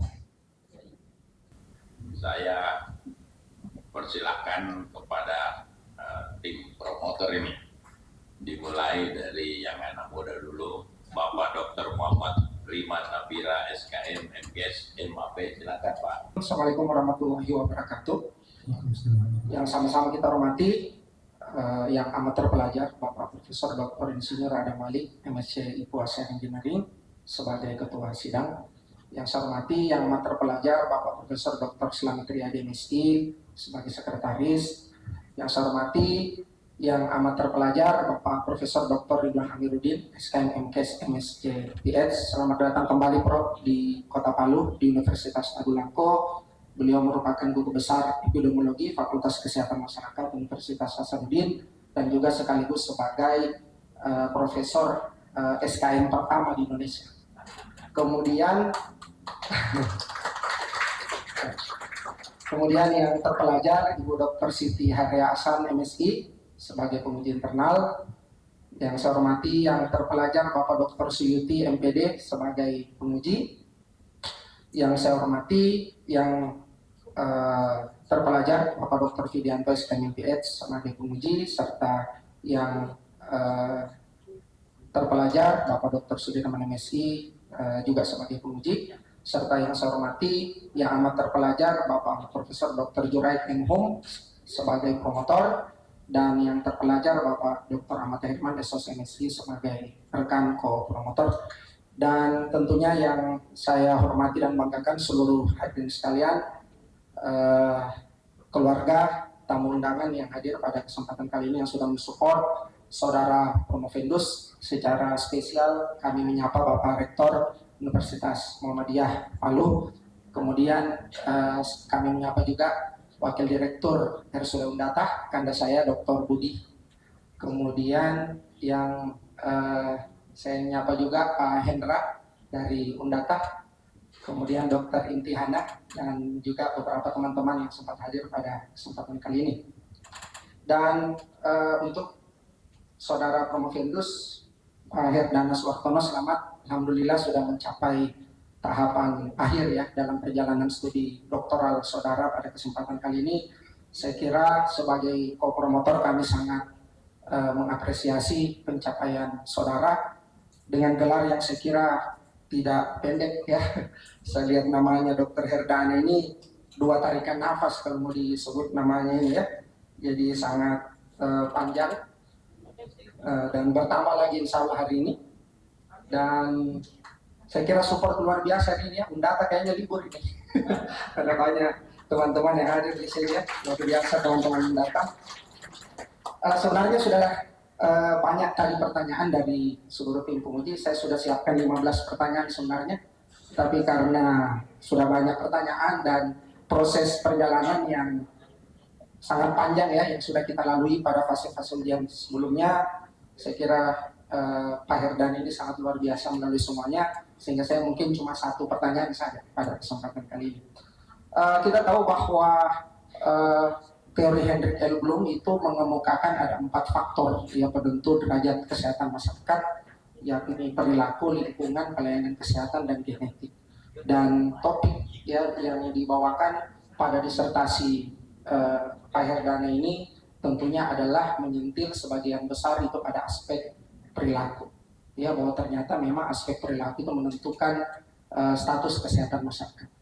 Dan kita tahu bahwa sel cervix ini kan kalau secara global itu keempat peringkatnya yang menjangkiti perempuan.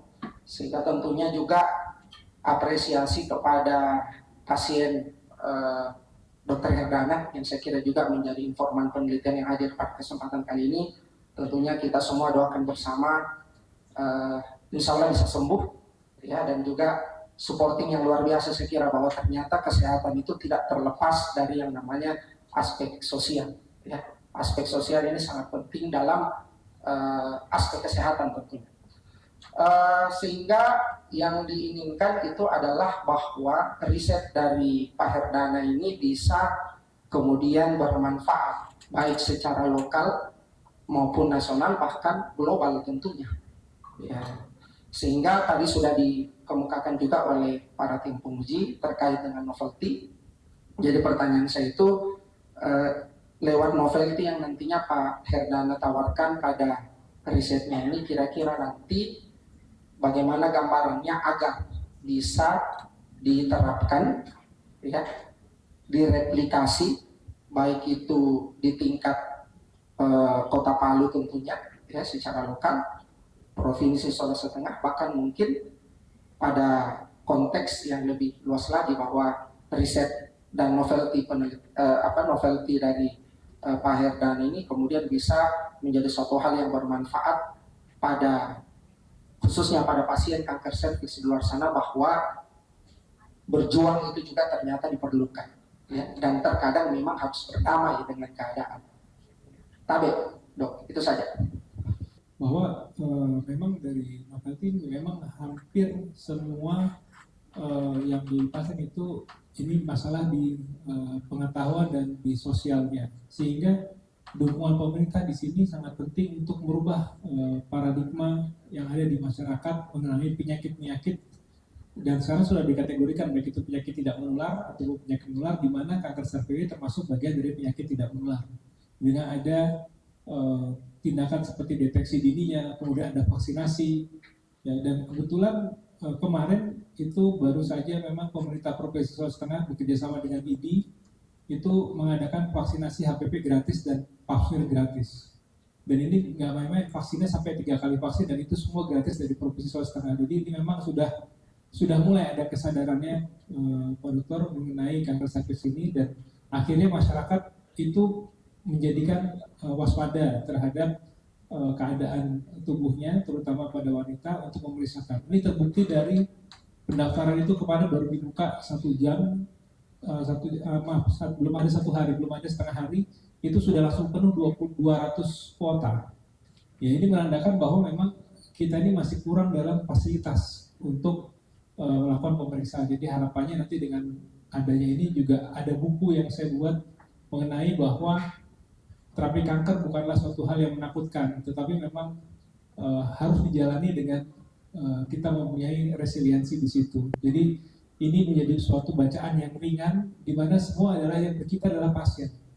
Jadi kalau sebelumnya kita hanya katanya, dengan buku ini pasien yang bercerita terhadap keadaannya, bagaimana saat dia awal menerima keadaannya, awal didiagnosis sampai dengan dia menjadi kuat. Apa yang membuat dia menjadi kuat? Tentunya bisa menjadikan motivasi pada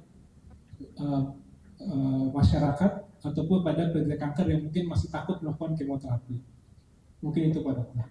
Terima kasih Pak Dr. Muhammad Raiman Nafira. Selanjutnya saya persilakan Pak Dr. Ahmad Hermanesos, MSI. Silakan Pak. Ya, terima kasih atas kesempatan yang diberikan.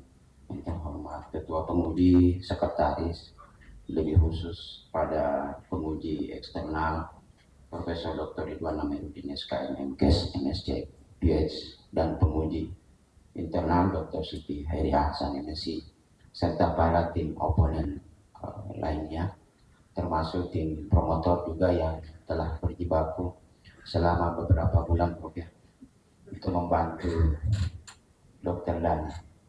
Oke, tidak haus Dok? Situ ada yang minum, silakan dulu Dok, silakan.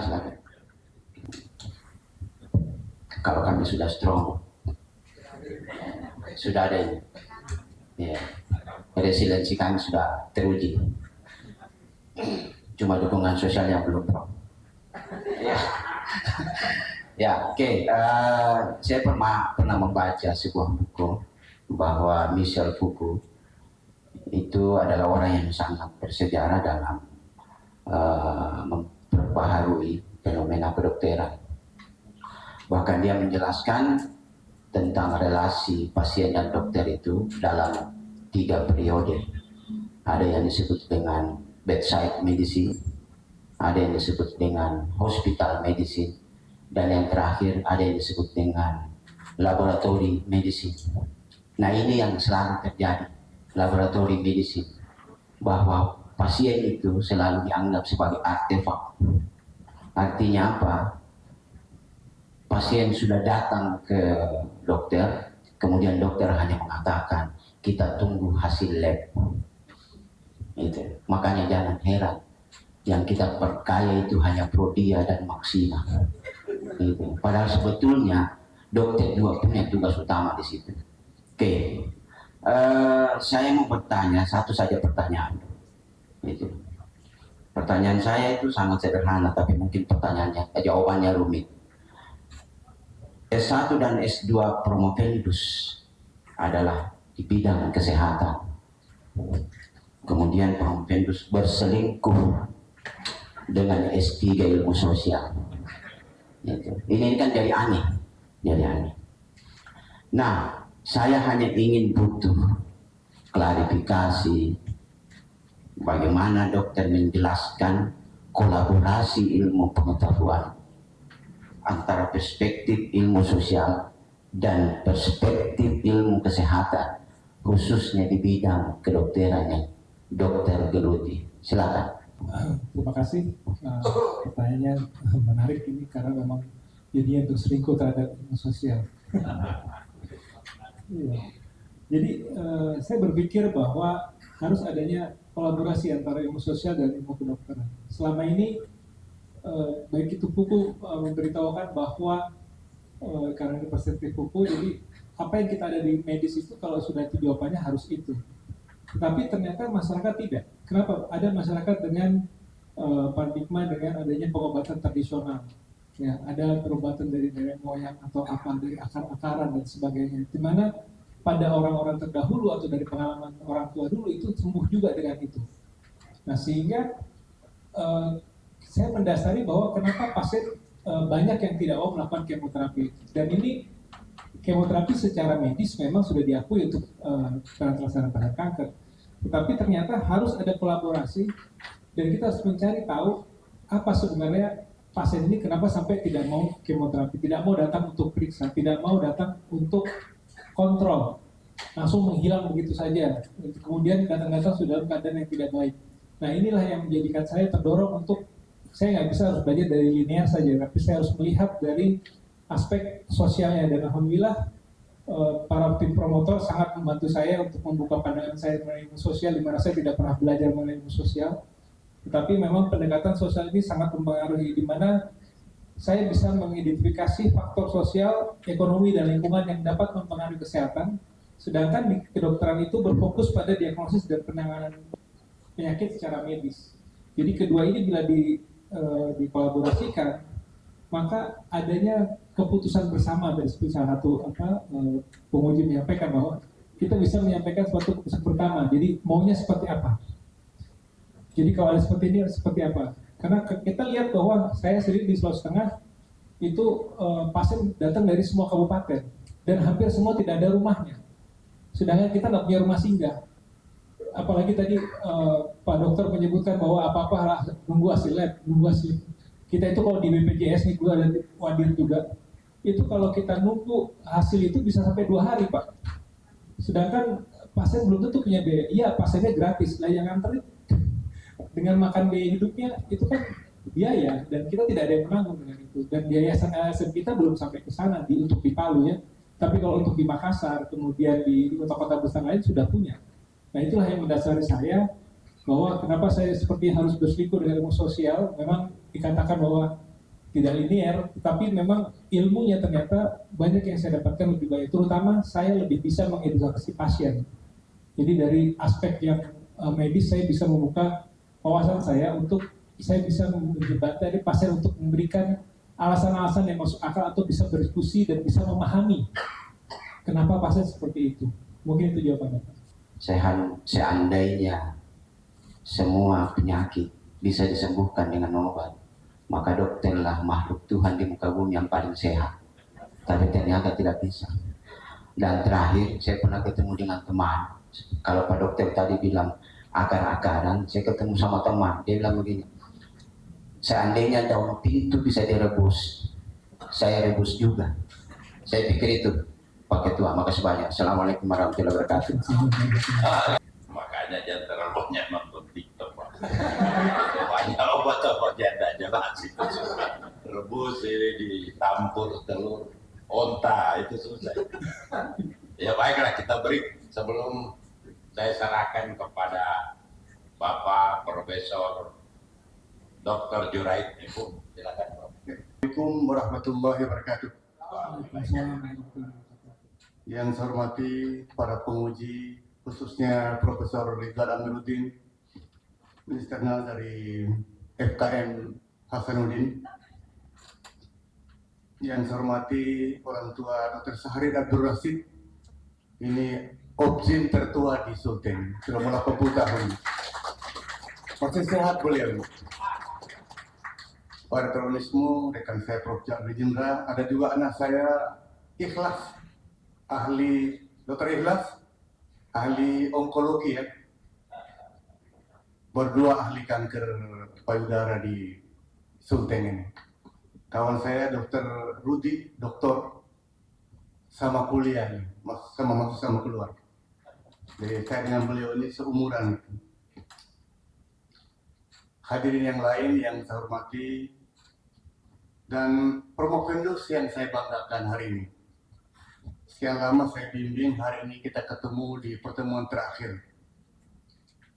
Dari tadi disertasi bicara tentang dukungan sosial dan resiliensi. Tapi Promopendus sendiri tidak dapat dukungan sosial hari ini saya. Istri tidak ada, anak tidak ada. Bagaimana? Ini kan keliru ini. Kolega banyak, tapi beda itu. Doktor ini gelar tertinggi yang tentu harus dapat dukungan sosial keluarga. Resiliensi ini tidak ada istri dan anak. Ini saya sudah bilang sama beliau, pertanyaan pertama saya itu. Katanya ada pendamping, beda pendamping dengan istri anak. Saya kembali kepada tersahari ini, sehat beliau ini karena istri dan anaknya. Betul dok? Jadi ini. Kemudian ini, saya lihat ini Prof. siapkan kujalese. Ya, sesuai permintaan Prof di ujian itu. Baik. Ini kunyit, jahe, lengkuas, serai, madu. Ini obat kuat ini. Kata Pak Dirut kuat, nanti kaget main tua kalau kuat nanti malam. Ini suatu obat herbal.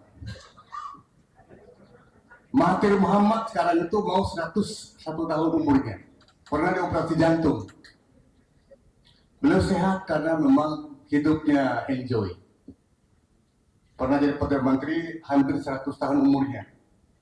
Beliau mengatakan mati itu bukan karena sakit, tapi karena ajal. Bahwa dia kanker sertis, payudara, kanker paru-paru, dan kanker yang lain-lainnya bukan jalan untuk kematian. Kematian adalah ajal. Itu pentingnya dukungan sosial dan resiliensi itu. Michel Foucault itu kan orang gila. Dia ini orang India, besar di Prancis. Ketika kami kuliah itu, pahami teorinya, pahami sikapnya. Dia bicara tentang dukungan sosial untuk kesembuhan dan resiliensi, tapi ternyata dia sendiri korbannya. Berbeda teori dengan kenyataan. Ada orang teorinya bagus, tapi dalam tindakannya berbeda. Jadi saya harap nanti Promopendus sebagai anak saya bimbing gitu. Selain teori kita temukan, kita kembangkan, tetapi sangat penting adalah teladan yang kita tunjukkan dari kita. Betul tadi kata Pak kawan saya Pak Ahmad Herman, kalau penyakit bisa disembuhkan oleh medis dan dokter, maka dokter yang paling sehat. Tapi faktor lain sangat penting oleh kita buktikan dengan dukungan sosial yang real seperti itu. Makanya kebahagiaan dokter ini seharusnya di sini istri dan anak bernampingi Dr. Yerdana sebenarnya. Tapi ini saya sebagai orang tua saya ngomong ini, sebagai promotor juga sekalian.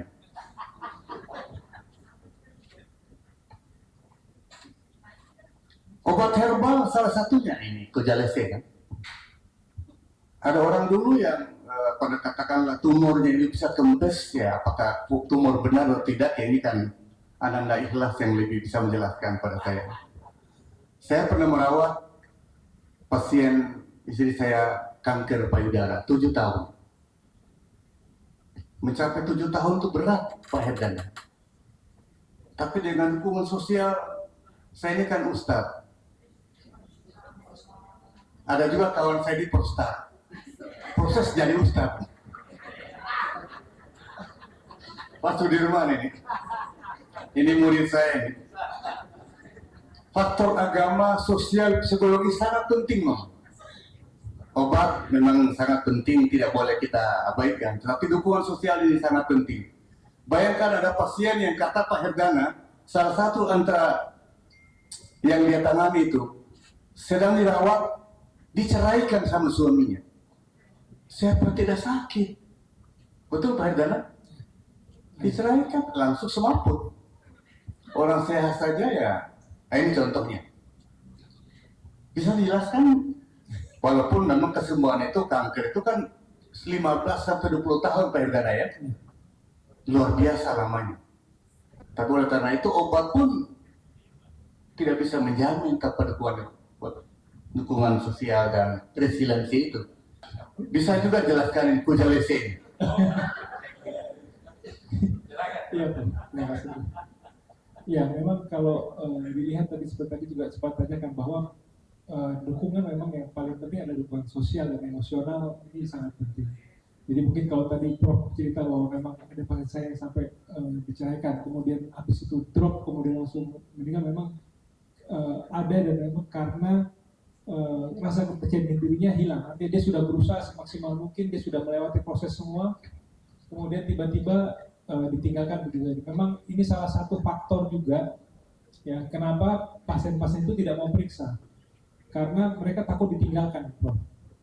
Jadi karena takut ditinggalkan tuh diperiksa. Bahkan kalau dibilang tadi Prof sempat menyebutkan kanker payudara dengan kanker serviks. Kanker payudara kan lebih kelihatan ya, Prof. Tapi angkanya nggak bisa turun. Jadi coba tanya dokter Ikhlas. Angkanya juga nggak bisa turun. Sedangkan serviks yang harus pakai alat aja kalau nggak bisa turun masih wajar. Nah, ini payudara yang di luar yang nggak perlu pakai alat dan mana-mana, itu aja masih nggak bisa turun angka kankernya. Kenapa? Karena kita malu untuk ditinggalkan dan kita nggak mau untuk mengakui keadaan kita bahwa kita sakit. Kenapa? Karena begitu kita sakit pasti kita dijauhi, karena anggapan stigma di masyarakat itu masih banyak beredar bahwa itu menakutkan. Termasuk salah satunya ini Prof, yang buku yang saya terbitkan dan berdasarkan ini adalah bahwa terapi kanker adalah bukan suatu hal yang menakutkan lagi. Dari pengalaman pasien saya, bahkan ada salah satu pasien yang dia live TikTok dari mulai dipasang infus sampai dia kemoterapi sampai selesai itu live. Hanya untuk dia menunjukkan ke orang-orang itu bahwa di kemo ini nggak apa-apa. Dan itu luar biasa menurut saya. Bahkan dia dapat donasi dari TikTok. Jadi memang pada satu wawancara ini banyak sekali menemukan hal-hal yang menarik, Prof. Dan yang utama kenapa kita bisa kuat dan bertahan adalah dukungan emosional dan dukungan dari keluarga yang paling utama dalam hal ini. Terima kasih, Prof. Saya kira memang kalau kita kembali ke teori Foucault ini hubungan relasi kuasa pasien dan dokter ya. Tapi itu juga perilaku pasien juga kita selesai di Indonesia. Karena kita jarang mau bertanya ke dokter. Jadi kalau dikasih obat, nerima saja. Jarang ada pasien yang mau tanya, kok bisa saya kanker serviks, dok? Ya kan? Kalau di blame satu penyakit, langsung dia nerima saja. Jadi itu apa namanya? Mungkin budaya kita yang tidak mau bertanya ke dokter. Coba kita pengalaman pribadi. Dikasih apapun, oke dok, ini 3 garis. Tapi jarang kita bertanya, kenapa saya bisa kena penyakit ini? Ya, apakah kultur ini mungkin pengaruh kultur kita ya? Sehingga kita tidak akan bertanya. Mungkin karena kita dari kecil selalu ditegur orang tua, ini anak kecil terlalu banyak pertanyaan. Jadi mungkin faktor budaya ini juga yang di Indonesia itu tidak berkembang. Ya kan? Kenapa sampai resiliensi juga bisa mempengaruhi resiliensi? Karena dia tidak tahu faktor penyebab penyakitnya itu apa. Khususnya kanker misalnya kan. Dia tidak pernah tanya kenapa, apakah ini genetis atau ada sesuatu dari makanan dan lain sebagainya. Ya? Nah ini juga barangkali kita jarang mendapat penjelasan. Kalaupun kita mau dioperasi, itu di anestesi, ini kan mestinya kita dijelaskan. Nanti ini di anestesi karena ini dibius total, ini dari tulang belakang. Dan kalau misalnya setelah operasi belum sadar pulih betul, ada namanya ruang transit, tidak dikembalikan ke ruang perawatan. Ini semua kita dijelaskan. Tapi kita kan tidak begitu. Dan setelah itu, karena saya 2 kali operasi di rumah sakit di negara maju, itu baru kita tanda tangan, ini anestesi sendiri-sendiri. Jadi ini menyangkut resiliensi. Karena kalau dia tidak yakin kenapa dan bisa disembuhkan, ini agak susah juga, malah dia pasrah kadang-kadang. Nah sudahlah, nasib saya begini. Tapi ini juga dari dokter juga, ini jarang mau menjelaskan, Pak. Biasanya mungkin kalau pasien nanya, Nah sudahlah, memang itu sudah harus dijelaskan yang singkat. Jadi kalau kita konsultasi misalnya suatu penyakit, jarang kita lama di dalam. Setelah itu dikasih obat, kita pulang. Tidak ada diskusi-diskusi, dan inilah sebenarnya salah satu yang bisa meningkatkan resiliensi itu. Karena pasien sadar dia mendapatkan penyakit karena seperti ini. Sehingga tadi otoriter itu seakan-akan dari dokter mengatakan begini, pasien harus ikut. Dan itu yang berkembang. Jadi saya minta kalau pasien ke dokter, cobalah bertanya, kenapa misalnya, kecuali influenza kan tidak perlu, karena virus, tapi kalau penyakit-penyakit tertentu, kita bisa diskusi sama dokter. Karena ini juga salah satu bisa meningkatkan resiliensi oleh pasien itu sendiri, ya.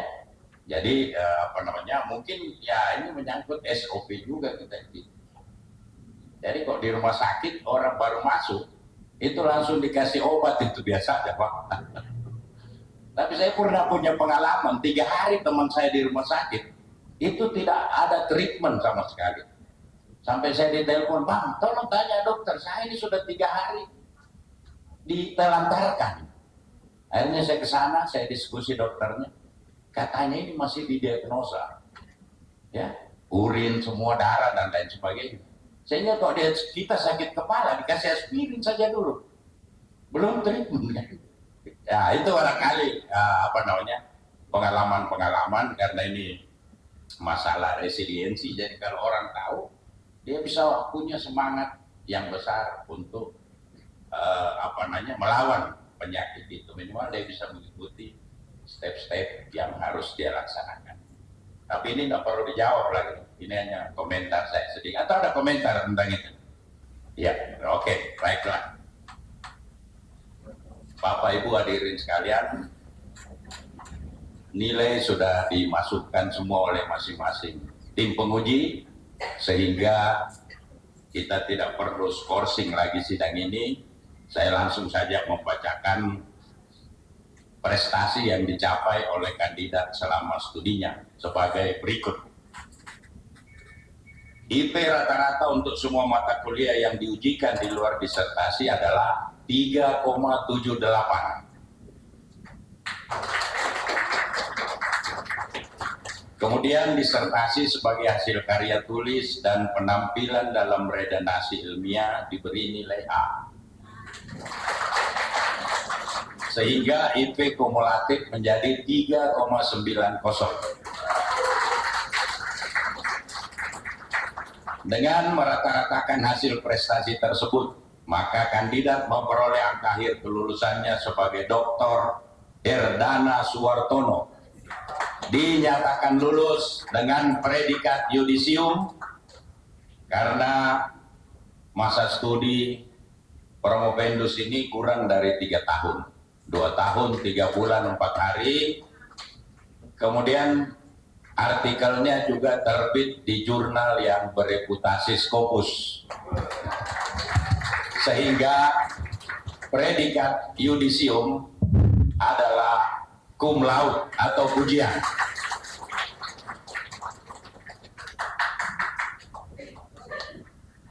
Tidak apa-apa tuh, tangan. Baiklah, sebelum saya mengundang Promovendus untuk menandatangani berita acara, saya ingin menanyakan apakah saudara setuju dengan hasil yang saya bacakan.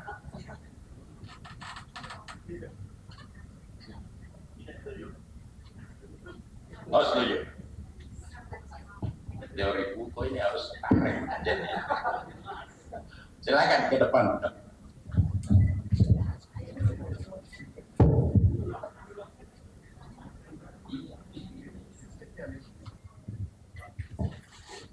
Bismillahirrahmanirrahim. Saya Ketua Panitia Ujian Doktoral melantik Herdana Suwartono menjadi doktor dalam bidang ilmu sosial, konsentrasi perencanaan kesehatan. Semoga Allah menerima amalan saudara sebagai amalan jariah yang akan saudara abdikan bagi ilmu pengetahuan nusa bangsa dan agama. Semoga saudara dapat mempertahankan integritas ilmiah saudara sebagai dokter. Saya ucapkan selamat.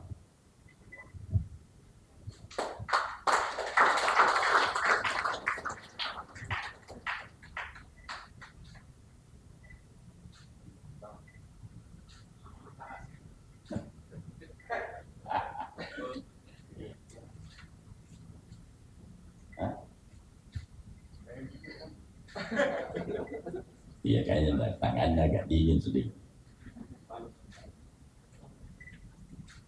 Baiklah Ibu Bapak hadirin sekalian yang saya muliakan. Sebelum kita akhiri, saya memberikan kesempatan kepada Bapak Dr. Herdana Suwartono untuk memberikan ucapan terima kasih. Silakan. Assalamualaikum warahmatullahi wabarakatuh.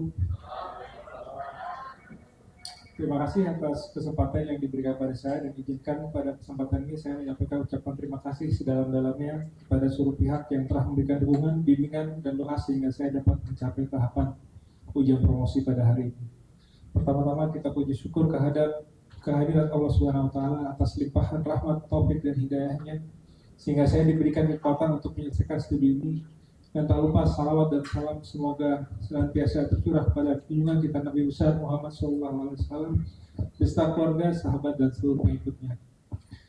Kedua, dengan penuh hormat saya menyampaikan terima kasih kepada Profesor Dr. Insinyur Adam Malik MSc, IPU ASEAN Engineering selaku Direktur Pasca Sarjana atas arahan, kesempatan, dan fasilitas yang diberikan selama proses perkuliahan. Kedua, kepada Profesor Dr. Haji Slamet Riyadi MSI selaku Koordinator Program Studi Ilmu Sosial atas bimbingan dan serta motivasi yang diberikan kepada saya selama menempuh studi doktoral. Kepada promotor Profesor Dr. Juraid M. Hom dan kopromotor 1 Bapak Ahmad Herman, Dr. Ahmad Herman Esos MSI, dan kopromotor 2 Dr. Muhammad Riman Nafira SKM MKes MSc PH, yang saya sampaikan penghargaan setinggi-tingginya atas kesabaran, bimbingan, arahan, dan dorongan yang tidak henti sejak penyusunan proposal hingga terselesaikannya disertasi ini. Kepada para penguji, Bapak Dr. Fidianto SKM MPH, Dr. Sudirman MSI, Dr. Siti MPD, serta penguji internal Dr. Siti Khairiyah MSI, terima kasih atas semua masukan dan kritik yang membangun yang sangat memperkaya kesempurnaan disertasi ini. Kepada penguji eksternal Profesor Dr. Rito Amiruddin SKM MKes MSc MPH, terima kasih atas kehadirannya dari Makassar untuk datang ke Palu demi kelancaran sidang kali ini. Dan kehadirannya merupakan suatu kehormatan buat saya dalam acara sidang promosi saya. Kepada rekan-rekan Angkatan 2023 Ilmu Sosial, terima kasih kebersamaannya dan semangat dalam diskusinya, serta para pasien yang menjadi responden dari penelitian saya menyampaikan penghargaan yang begitu mendalam. Dan terima kasih telah berbagi pengalaman dan perjalanan hidup yang sangat berharga. Semoga Allah memberikan kekuatan dan kesembuhan pada ibu-ibu sekalian. Dengan rasa hormat dan cinta yang tidak terhingga, serta saya persembahkan ucapan terima kasih kepada ayahanda saya, Insinyur Suwartono Projo Mujiono, almarhum Ibu Titi Indrawati, yang telah mendidik dengan penuh kasih sayang, menjadi teladan dan tidak berhenti mendoakan, hingga apa yang saya capai hari ini adalah doa dari beliau.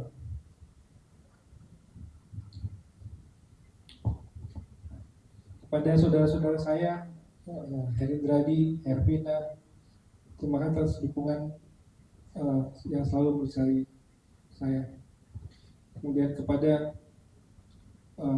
soulmate saya, juga terima kasih atas kesabaran, ketulusan, dan doa dalam setiap langkah yang saya tempuh hingga menjadi penyemangat dalam perjalanan selama pendidikan saya dari mulai dokter spesialis sampai dengan sekarang.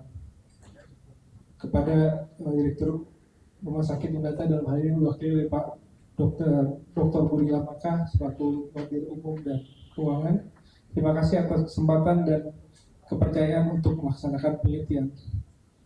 Dan kepada penanggung jawab Poli-Onkologi, bidang dokter, serta dokter asisten, Dokter Tiara, Dokter Putu, Dokter Dedara, dan Dokter Satria, juga ada bidan suci. Terima kasih atas dukungan dan kerjasama, serta ada tim ruang kemoterapi dan ruangan matahari dan perawatan yang tidak dapat saya sebutkan satu-satu. Kepada rekan-rekan dari Kin On Call, Tafian, Eliza, dan Mei, terima kasih atas kolaborasi membantu saya, terutama dalam pembuatan buku serta persiapan dalam menghadapi sidang promosi. Kepada yang terhormat Profesor Rajindra, terima kasih sudah berkenan hadir di sidang promosi saya. Dr. Sahrir Abdul Rasid, juga terima kasih, suatu penghargaan buat saya, Pak Dokter datang. Juga ada Ketua POGI, Dr. Amiruddin Rauf, SPOG, terima kasih. Juga rekan-rekan dokter spesialis, Dr. Ikhlas, Dr. Devi, juga Dr. Intihana, dan rekan-rekan dokter sekalian. Juga tak lupa Direktur Samaritan, Pak Dr. Felix, serta semua dokter muda bagian dari radiologi. Terima kasih atas dukungan dan supportnya dalam juga tak lupa Kepala IBS yang membantu saya, Pak Hendra, dengan rekan-rekan dari IBS, Bidan Julian, juga Bidan Kaltim, Bidan Dewi, semua yang membantu saya dalam operasi kanker pertama kali saya di Undata. Beliau ini semua yang membantu saya dalam operasi kanker sehingga akhirnya saya tahun 2019, dan suatu kehormatan buat saya bisa bekerja sama dengan mereka. Juga dari staf-staf rumah sakit yang saya banggakan. Semoga amal kebaikan yang diberikan semua menjadi amal jariah dan mendapatkan balasan terbaik dari Allah Subhanahu wa Ta'ala. Terima kasih atas kehadiran dari para penonton sekalian. Demikian yang dapat saya sampaikan. Wassalamualaikum warahmatullahi wabarakatuh. Terima kasih sekali lagi, selamat ya Bapak Dr. Erdana Suwartono, Terima kasih, Prof. spesialis Obgyn, subspesialis onkologi, FMAS, MAS, itu lengkapnya itu. Baiklah Bapak Ibu yang saya hormati, dengan mengucapkan Alhamdulillahirrahmanirrahim, sidang ujian tutup. Ujian terbuka promosi doktor saya nyatakan ditutup. Demikian, wabillahi taufiq wal hidayah. Assalamualaikum warahmatullahi wabarakatuh.